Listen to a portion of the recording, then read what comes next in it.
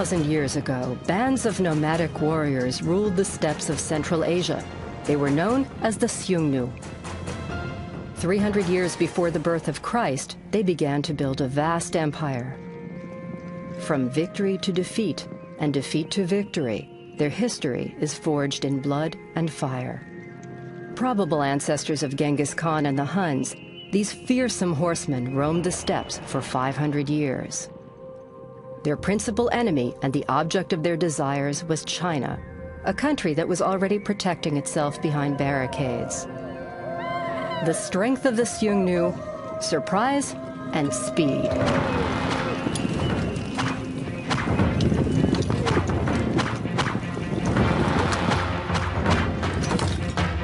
To protect themselves against Xiongnu attacks, the Chinese built great lines of defense 2,500 miles long. The start of China's Great Wall sometimes kept out the Xiongnu, but when they managed to slip through, pillage, rape, and terror reigned. To unearth traces of Xiongnu history, one must travel to Mongolia. First stop, Ulaanbaatar, the capital.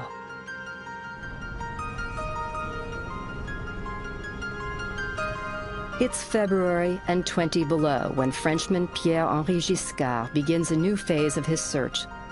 For the past 8 years, he's been looking for signs of the Xiongnu in Mongolia. Today, he has a meeting at the Institute of History.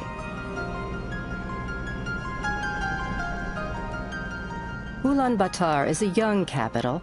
It was founded in 1950 and is home to 700,000 people, a quarter of the country's population.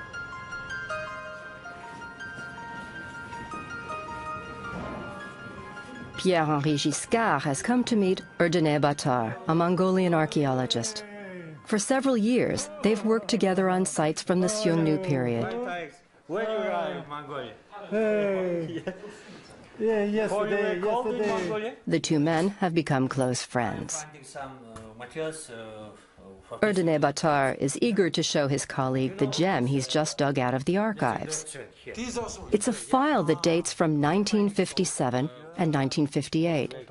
A Mongolian archaeologist by the name of Dorsaeren conscientiously recorded the research he did on a Xiongnu necropolis, or ancient cemetery. Dorsaeren, as seen in these photographs, seems like an explorer from another age. The discovery of an exceptional site, a Xiongnu burial ground, left its mark on his destiny. For 2 consecutive summers, he and a team of local workers explored an immense tomb. That dig would be his major accomplishment as an archaeologist. During the final year, the site collapsed one night, and the unstable terrain and fragile walls swallowed up his efforts. Without sufficient funding, Dorsaeren was forced to abandon the dig. He died a few years later, grief-stricken and full of regret over his unfinished discovery.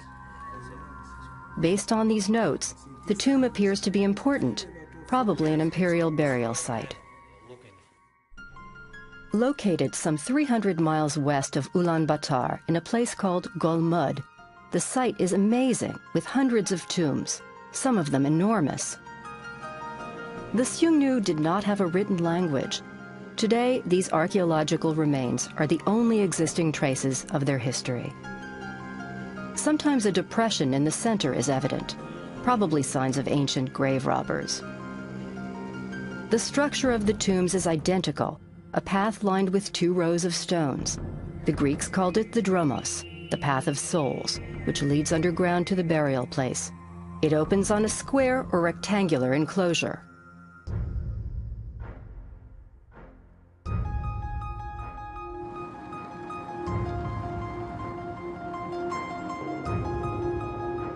Four months later, in June, the harsh Mongolian winter has given way to spring, and Pierre-Henri Giscard and Unearthing have mounted a new expedition to pursue the treasure that had once eluded Dorsaeren.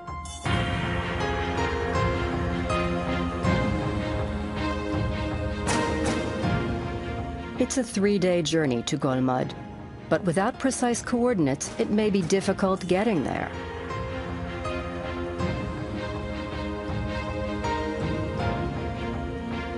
Unexpected obstacles sometimes appear on the trail. It's impossible to venture across this old wooden bridge. It will mean a 60-mile detour to cross the Orkhon, the sacred river of the Mongolians.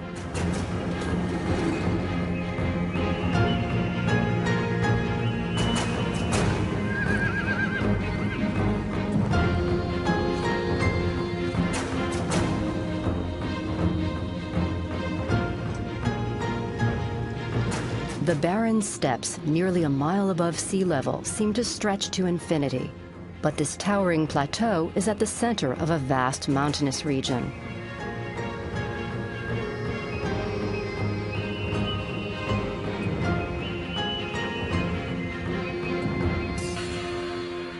As one approaches the site, the landscape is softened by lush hills covered with larch trees. Pierre-Henri is eager to see the tomb explored by his Mongolian predecessor Dorsaran some 40 years ago.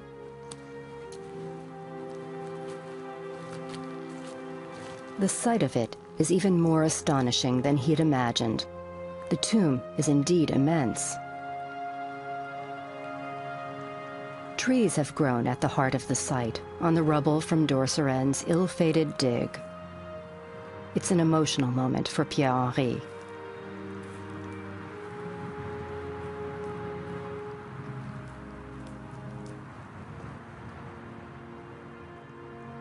Pierre-Henri and Erdene Batar christen the burial ground the Great Tomb, or Tomb Number 1.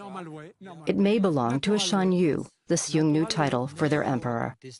We hope to have complete success, and so until next year to touch the funerary room and the emperor himself. The primary goal of the mission will be to reach the funerary chamber 6 stories underground. To do so will require heavy earth-moving equipment. The first task? To eliminate the rubble around the tomb. The ground must be leveled before the dig can proceed. Terracing the site will be the best way to safeguard against cave-ins. The work will be completed over 2 years during 2 summers. The mission hopes to locate a funerary chamber like this one. In 1925, it was discovered in northern Mongolia by Russian archaeologist Peter Koslov. Experts think that the Golmud funerary chamber should have an exterior shell and an interior room that holds the coffin and offerings befitting an emperor. Since 1925, only a few Xiongnu artifacts have been discovered in Mongolia, notably a magnificent tapestry in felt and silk. Steppe art frequently depicts scenes of fighting animals. Using backhoe and bulldozer, the team clears the periphery of the Great Tomb to get as close as possible to the funerary chamber. With only 8 weeks to complete the initial phase of the expedition, they have to move quickly. The men operate the equipment in 8-hour shifts from sunup to sundown. A crew of Mongolian archaeology students volunteers its time, working equally long hours to ready 2 secondary sites for exploration under Pierre-Henri's direction. A big door from here to here. The size of some of the stones is daunting. Surely it must have taken several hundred men to place them there 2 millennia ago. The first estimate is that some 33,000 tons of sand and stone will be moved, 6 tons more weight than the Statue of Liberty.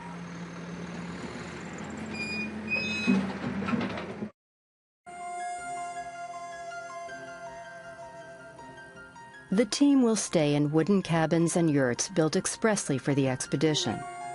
One of the rooms will serve as a laboratory.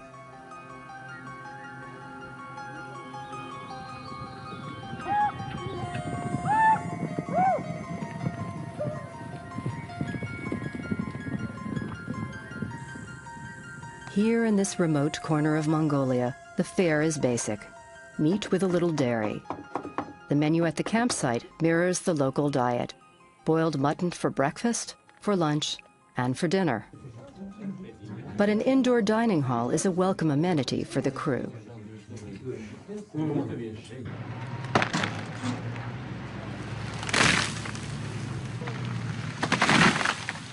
The local government has granted the team special permission to remove trees surrounding the tomb. The crater is finally cleared.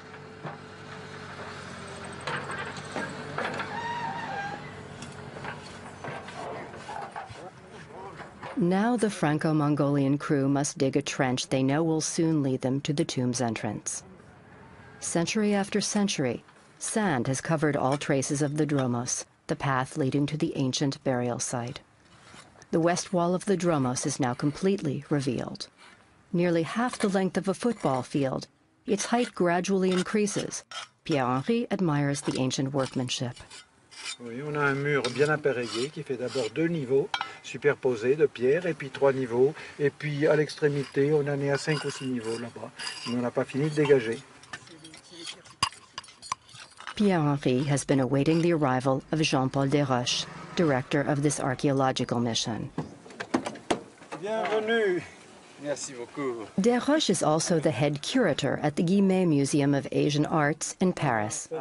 Despite 30 hours of travel, he's not too tired for a progress report on the dig. And I joined French. He's encouraged by what he sees, a site grand enough to house an ancient Xiongnu emperor. C'est impressionnant. C'est impressionnant, Jean-Jacques. il y a un travail immense. Si un Shanyu, c'est-à-dire un empereur des Xiongnu, s'il est quelque part, il est là.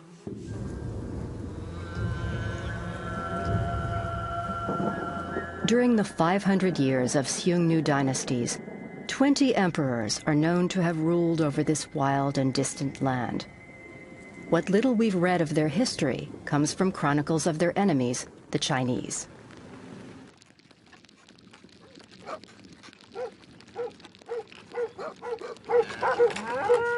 The Sarach family has raised livestock in Golmud for several generations.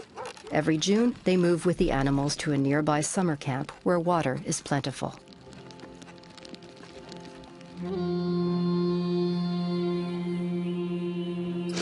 Sarach is the head of a 30-member clan. Here on the steppe, they lead self-sufficient lives remarkably similar to their nomadic ancestors, the Xiongnu.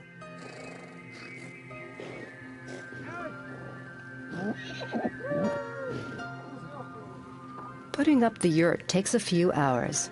Because the doorway is narrow, the furniture must be arranged beforehand.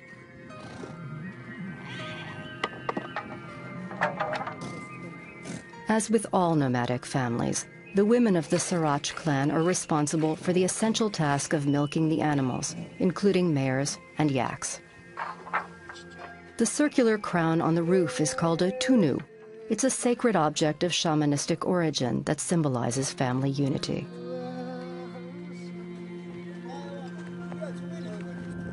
To Mongolians, the yurt is not only a dwelling, but a spiritual symbol evoking the very heart of the cosmos. Its spirits protect the family. The Sarach clan makes its own cheese and sells whatever they don't use.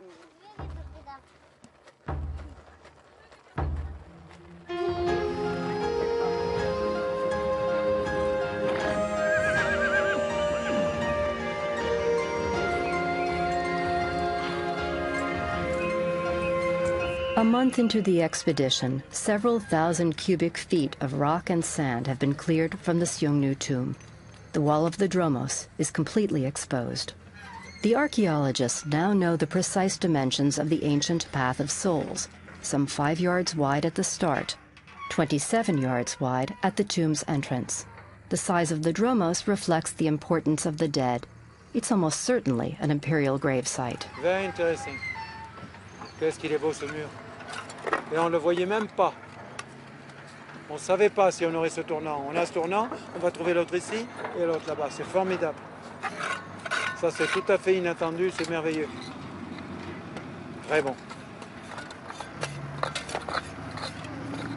Et on aura la dimension du monument. Ah, c'est une chance.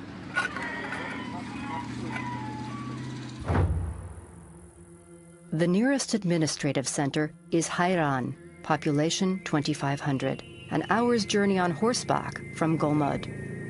Erdene Batar, the Mongolian archaeologist, has scheduled a kind of town meeting with local authorities to explain the purpose of the archaeological dig to the villagers. За өнөөдрийн бидний судлах гэж энд ирсэн гол модны хүнүүгийн дурсгал бол одоогоос 2500-аас 2000-ад оны өмнө энэ одоогийн Монгол нутагт амьдарч байсан эртний хүнний улсуудын түүхэнд холбогдох. За тухайлбал тэдгээр хүмүүсийн On the steppe, rumors travel quickly. Tradition is deeply rooted, and locals fear that archaeologists may be disturbing the souls of those whom they consider their ancestors. They want to know what may be found in the Seungnu tombs, hidden treasure as legend has it, or perhaps a caravan of 100 camels rumored to be buried with its cargo.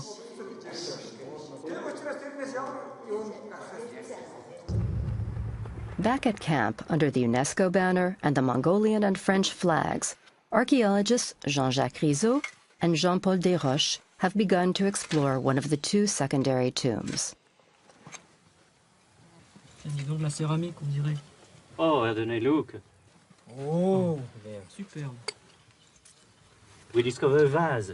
Beautiful. Jacques very happy man. Yeah. Pottery of bronze. I don't say it's ceramic. Ceramic? Is Yeah. ceramic for you? You think so? Color is like once, but it's Is Not it- broken. Yes, it's a black ceramic, Seungnu black ceramics. yeah. Yeah, so you have, oh, Yeah. The men are delighted to discover what looks like an ancient vessel, a potentially important find.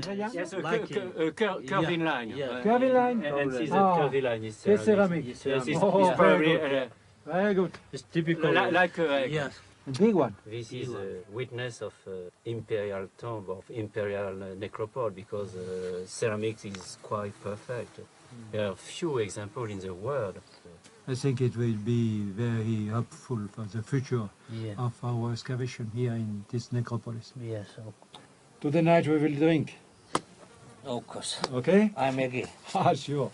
On va boire un coup ce soir. C'est rare ici, mais il le faut. The shape of the tomb is now completely defined. It's 40 yards long, 33 yards wide, and measures 4,900 square feet. The composition of the soil soon reveals something new. We can see very dark black ashes, and this ashes is probably witness of a very large fire, and this fire destroyed completely the superstructure, probably in wood. It's sure not ritual fire. It's all fire produced by enemy or natural fire. It can be also.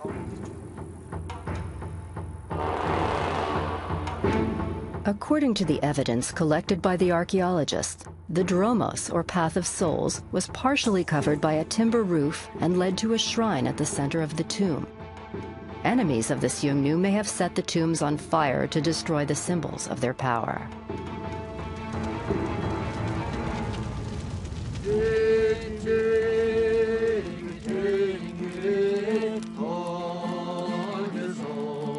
A farewell party marks the end of the first year of the Franco-Mongolian archaeological mission in Golmud. Traditional chants have long played an important role in the life of the Mongolians. Now that work has come to a close, it's time to look ahead to next year and new adventures here on the steppe. Winter finally comes to a close. By June, the ground is thawed, and the second Golmud expedition can resume.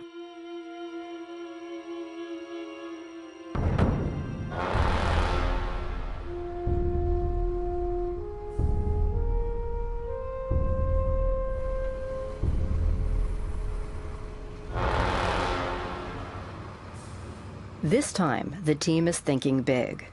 They've managed to bring in some of the most powerful earth-moving equipment in the country to excavate the Great Tomb. They think it's the burial site of a Shan Yu, one of the Seungnu's 20 emperors. The archaeologists have marked the perimeter. The crew is now complete. Denis Roland, a public works engineer from France, has also joined the team.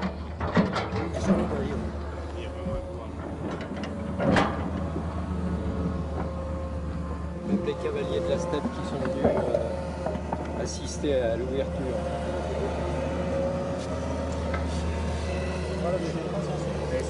Rarely is an archaeological dig site this big.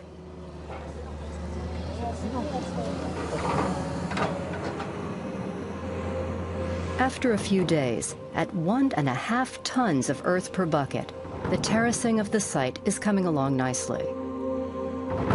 The archaeologists have estimated that the roof of the funerary chamber lies 50 feet underground. As the excavator continues to clear away the earth within the marked-off perimeter, the team proceeds with the archaeological work, layer by layer. A week into the dig, the archaeologists are puzzled that none of the artifacts they've been looking for have yet surfaced where they should be. When suddenly, the first one emerges. Il y a quelque chose là. Ah mais c'est formidable. Il y a une pièce importante là. Un plat. The first surprise, 25 feet underground, the archaeologists find a series of objects in bronze. They're at least 6 feet above where the funerary chamber should lie. C'est un élément de char, ça. C'est un char. C'est un essieu de char.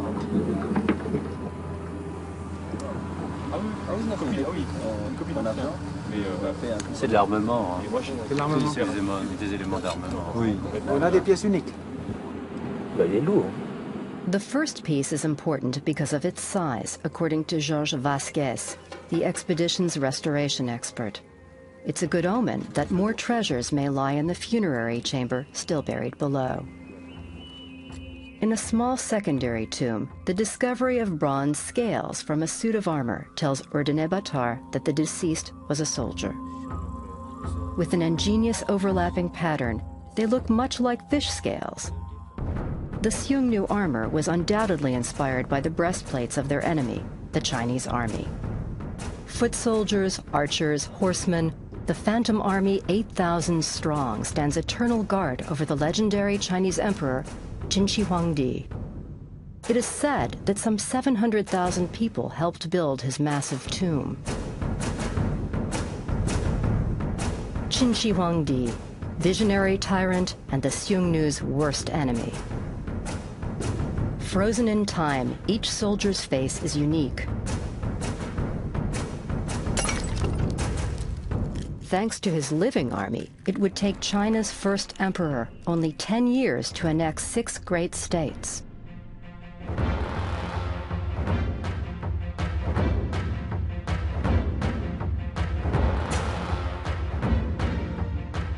Eventually, these unified states would give rise to the China that now bears his name. The price of unification, 2 million dead out of a total population of 30 million at the time.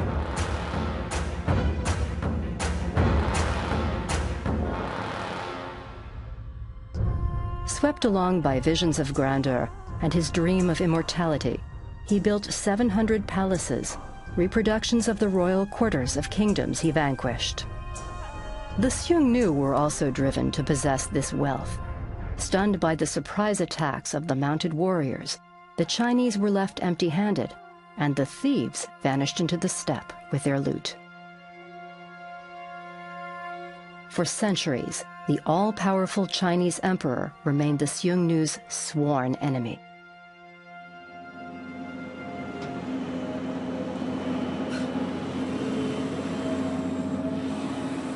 New discoveries at the Golmud site confirm that the first artifacts were indeed part of a chariot. What remain are a number of smaller pieces of bronze and cast iron. The nomads were skilled in the art of metallurgy. For the archaeologists, this is proof that some of them became sedentary.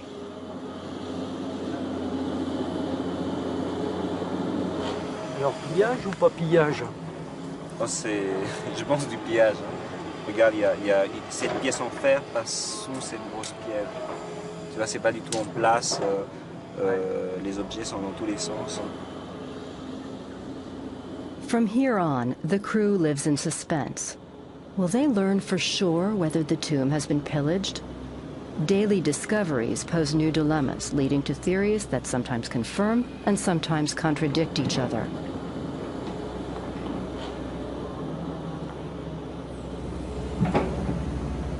The members of the crew work in shifts to supervise the terracing of the burial site as the excavator moves closer to the tomb. Suddenly, a new artifact appears. Voilà. Ah, bah c'est bien, on a la lèvre. Donc, je vous le passe. The neck of a bronze vessel. The object is visibly deteriorated. Was it shattered during a funeral rite, or was it accidentally broken by pillagers sometime later? Voilà.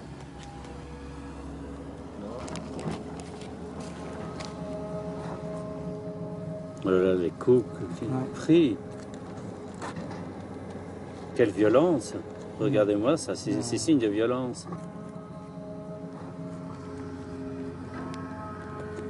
Et c'est toujours les mêmes embouts. Hein. Les embouts de l'enjambe. Oui, c'est vraiment les mêmes. De En la bas. plateforme du char. On pourrait avoir un char parce qu'on a des décorations de absolument tout est le même style. Oui. Là, ce serait le premier char si on nous de l'histoire. Hein. Oui. Ça, c'est vraiment une chose extraordinaire. The Golmud chariot might be the replica of this Chinese ceremonial chariot from the beginning of our era.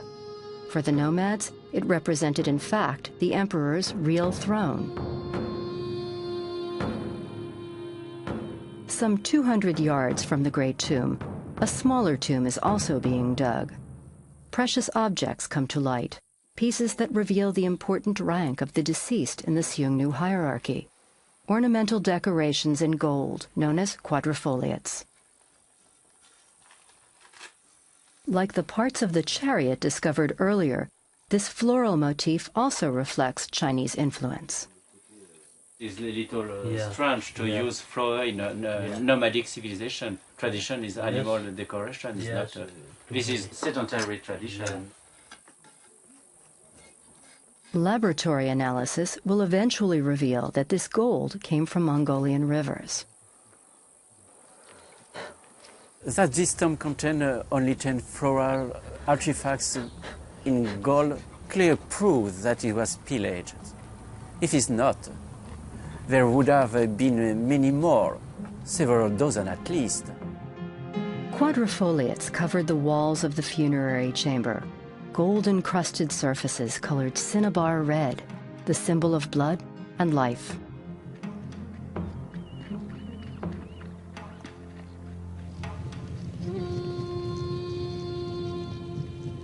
Early in the morning of July 13th, a strange atmosphere hangs over the steppe.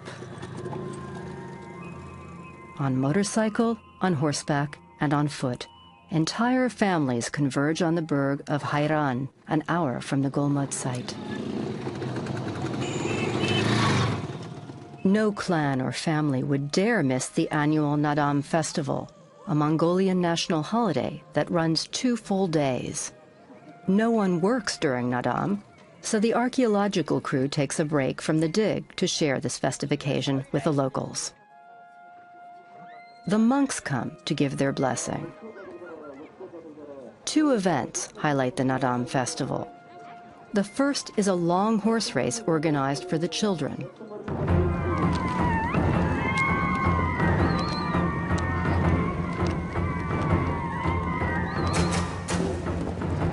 More than a sporting event, the race is a kind of initiation rite for the passage into adolescence. 99 stallions break into a gallop over a 14-mile course. It's truly a test of endurance for the young boys. Like their distant relatives, some of the children ride bareback without saddles or stirrups.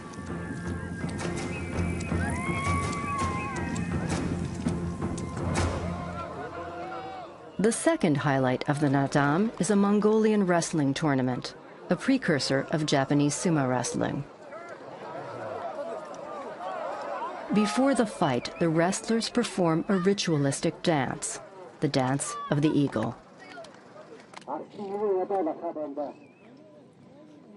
The loser is the first who falls to the ground.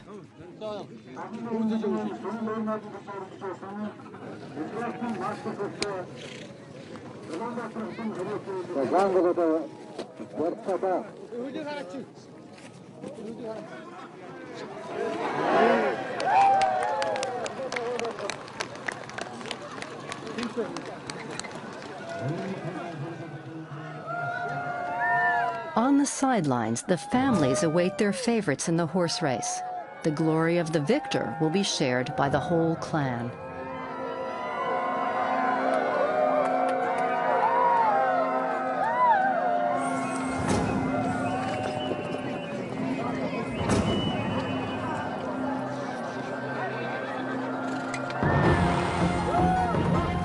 The young riders have honored their ancestors well. Now they too will proudly bear the title, Horsemen of the Steppes.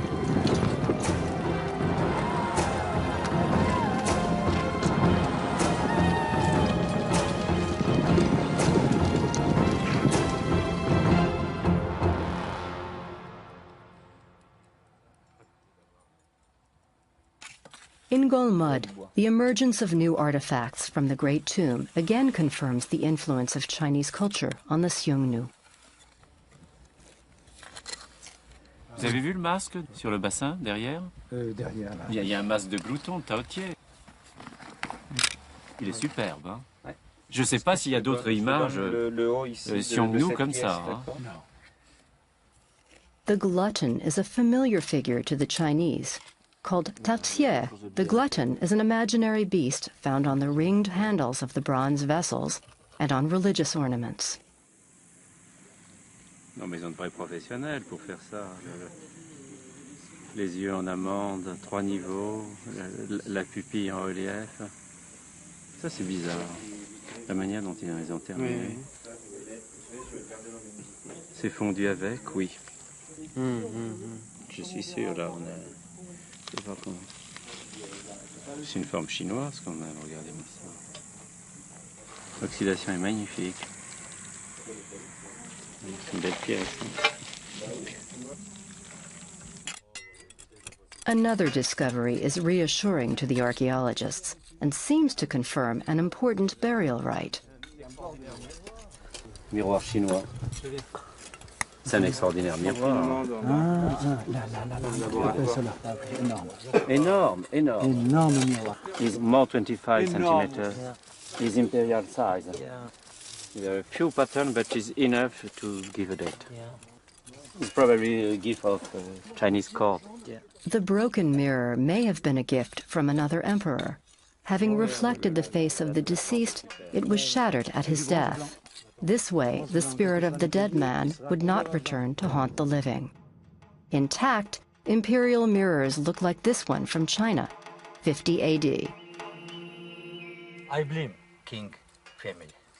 Pierre-Henri and Erdene Bâtard agree that the mirror they found undoubtedly belongs to an emperor. But yes. When finished, I am You are sure we will have success? best. I blame. Me also. Me also. Yeah, I'm sure. Up to now, very few human bones have surfaced at the Golmud site. Some 20 days into the dig, anthropologist Jean-Louis M. discovers the first human skull in a small tomb. It's an adult skull of an individual which is adult.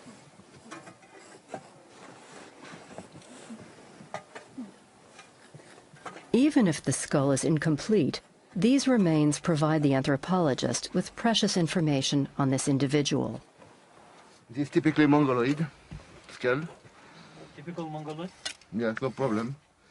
With a flat face here. And I have this part which called the Nesian, which is conservated. The teeth are in a good condition, Yeah. Except one carry, Yeah. here.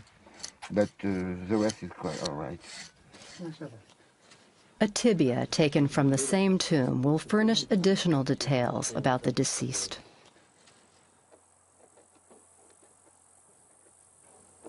It is young because the third molar, Yeah. which appears between 18 and 25, is not used. But we see that the muscles of the leg was very strong. We see with the crest here. See. It's a small individual, also but he was a warrior a soldier with his bronze army. Yeah. 4,73 m. Another dramatic turn of events for the mission. With the discovery of a stag antler, the theory of pillaging is reinforced. Excellent instrument de creusement, quitte à l'utiliser comme un pied de biche pour forcer le cercueil. Voilà, oula, il est hyper fragile. D'accord. Voilà. Voilà. Ça va mieux là. Le pillage maintenant est confirmé définitivement. Today, the archaeologists can reconstruct the path taken by the grave robbers. They dug a tunnel, detouring around layers of stone, obstacles put there by the Xiongnu. In the total isolation of faraway steppe, pillaging is practically a tradition. The pillager knew that important treasure was buried with the dead. So, they take them out by any means possible. That these master thieves were in death victims of looting is an irony not lost on the team. C'est comme si on faisait une deuxième poêle enterrement, ça. Tu vois? Je le ressens comme ça, moi. 2000 ans après, on...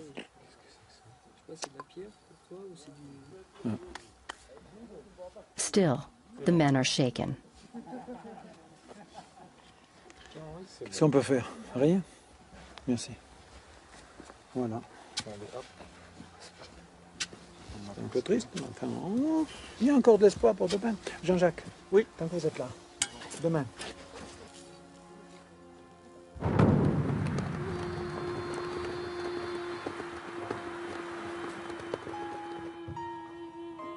In his expedition journal, Jean-Paul Desroches would describe his disappointment. Rough day for the whole crew. With the discovery of the stag antler, we now have the sad proof that the tomb was pillaged.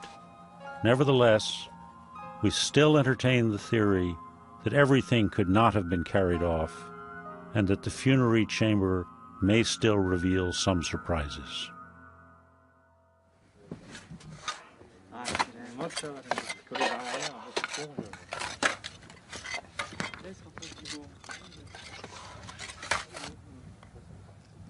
At the bottom of the pit, the space has become too narrow to work safely. The excavator must be used one last time to clear away sand and stones piled precariously close to the funerary chamber. The machine heads down a narrow terrace.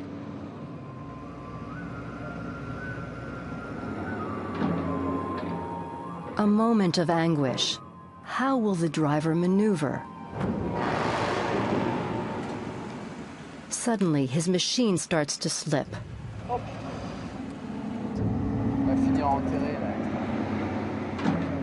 At any moment, it could crush the funerary chamber.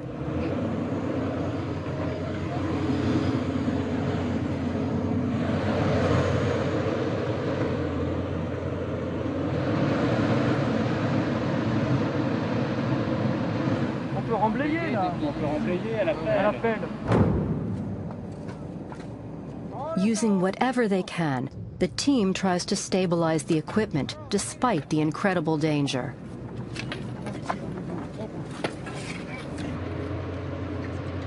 If they don't take the risk, 2 years of work will be for naught.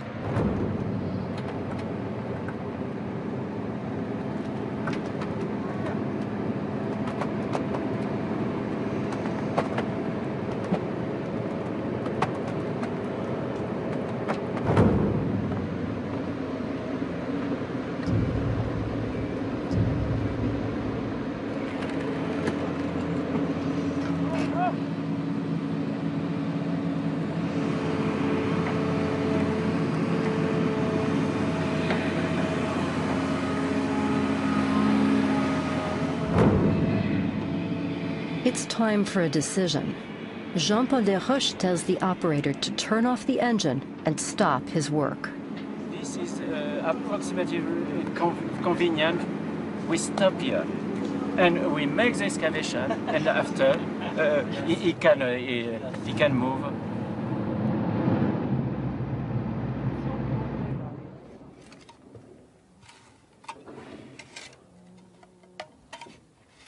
The conditions of the dig have become surreal, with a 22-ton sword of Damocles hanging over their heads.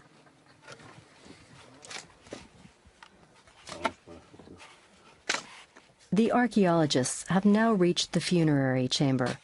The beams are in good shape, in larchwood, perfectly laid out.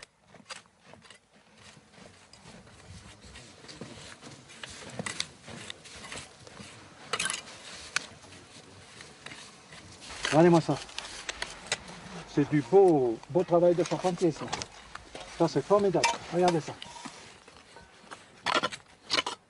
Despite the thefts, there are new pieces emerging. Jade jewelry in the form of a claw or an animal's tooth. The archaeologists have finally reached the floor of the funerary chamber. Que le nord, le sud, l'est et l'ouest ne sont pas indiqués par des lignes, mais par des secteurs.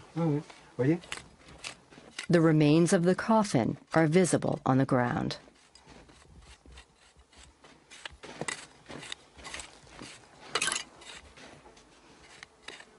Although the tomb appeared to have no further secrets to reveal, the men discover more golden quadrifoliates of spectacular size.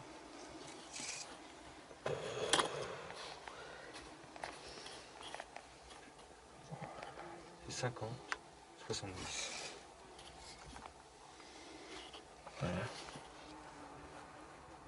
Voilà.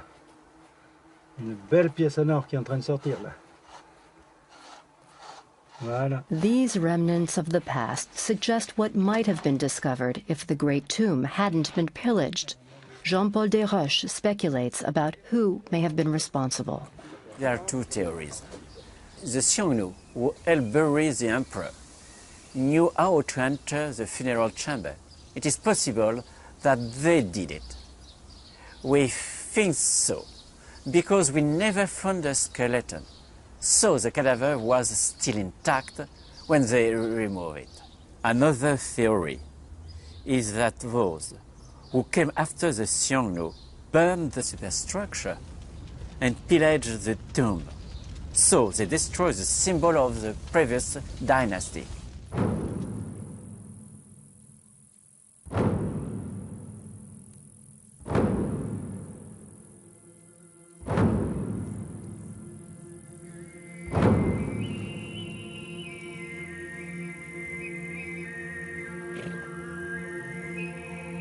It's the final day of the dig at the Great Tomb of Golmud. It was here 2,000 years ago that the Xiongnu buried their emperor 55 feet underground.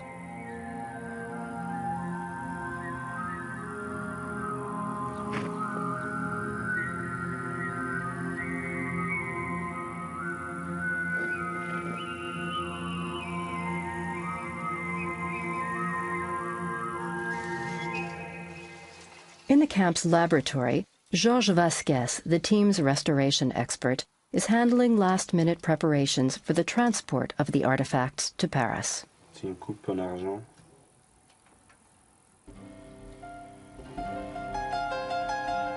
After their restoration, most of the objects will be exhibited at the National Museum of Ulaanbaatar. Others will go to the collections of the Guimet Museum of Asian Arts in Paris. In all, the Franco-Mongolian archaeological mission has collected 250 pieces. We discover remains of a monumental superstructure, a chariot, the chamber with its decoration, treasure that survive a pillage. It is clear that we have discovered one of the last emperors of the Xiongnu.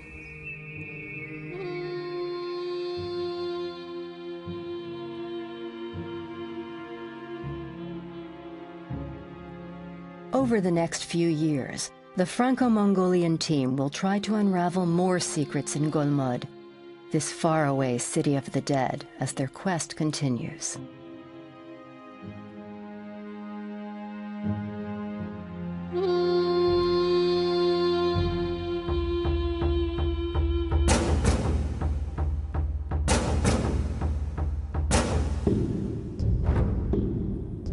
Materials from the site have already been dated. The data reveal that the Great Tomb was built somewhere between 30 and 50 AD, which means that here in Golmud lies the Emperor Huduershi, who led the Xiongnu for nearly 30 years as the 20th and last Emperor of the Steppes.